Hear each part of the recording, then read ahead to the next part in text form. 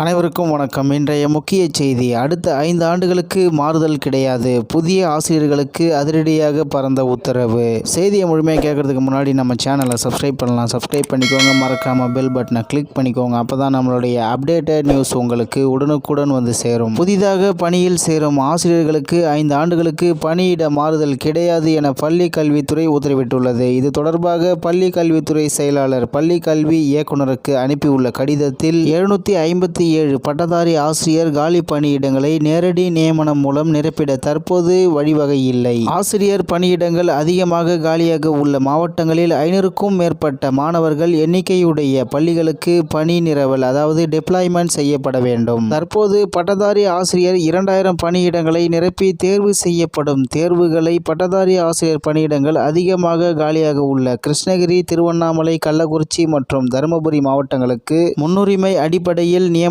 செய்யப்பட வேண்டும். இந்த மாவட்டங்களில் தேர்வர்களை முதலில் நியமனம் செய்யும் போது குறைந்தபட்சம் 5 ஆண்டுகள் இம்மாவட்டங்களில் பணிபுரிய வேண்டும் எனும் நிபந்தனையை நியமன ஆணையில் குறிப்பிட்டு நியமனம் செய்யப்பட வேண்டும். அதோடு மேற்காணும் அறிவுறுத்தல்களை தவறாது கடைபிடிக்க வேண்டும் என அறிவுறுத்தப்படுகிறது. மீறுவோர் மீது உரிய நடவடிக்கை மேற்கொள்ளப்படும். கூடுதலாக உள்ள பட்டதாரி ஆசிரியர்களை தேவைப்படும் பள்ளிகளுக்கு முதலில் பணியிட மாறுதல் வழங்க வேண்டும். இந்த பணிகளை ஒவ்வொரு ஆண்டும் ஜூன் 1 முதல் 30ஆம் தேதிக்குள் முடித்து அதன் பிறகு பணியிட மாறுதல் பொது கலந்தாய்வு நடத்தப்பட வேண்டும். இந்த உத்தரவின்படி வரக்கூடிய காலங்களில் அனைத்தும் நடைபெற வேண்டும் என்று தெரிவித்துள்ளனர். இந்நிலையில் தற்போது பட்டதாரி ஆசிரியர் 2000 பணியிடங்களை நிரப்பி தேர்வு செய்யப்படும். தேர்வர்களை பட்டதாரி ஆசிரியர் பணியிடங்கள் அதிகமாக காலியாக உள்ள கிருஷ்ணகிரி, திருவண்ணாமலை, கள்ளக்குறிச்சி மற்றும் தருமபுரி மாவட்டங்களுக்கு முன்னுரிமை அடிப்படையில் நியமனம் செய்யப்பட வேண்டும். இந்த மாவட்டங்களில் தேர்வர்களை முதலில் நியமனம் செய்யும் போது குறைந்தபட்சம் 5 ஆண்டுகள் இம்மாவட்டங்களில் பணிபுரிய வேண்டும் எனும் நிபந்தனையை நியமன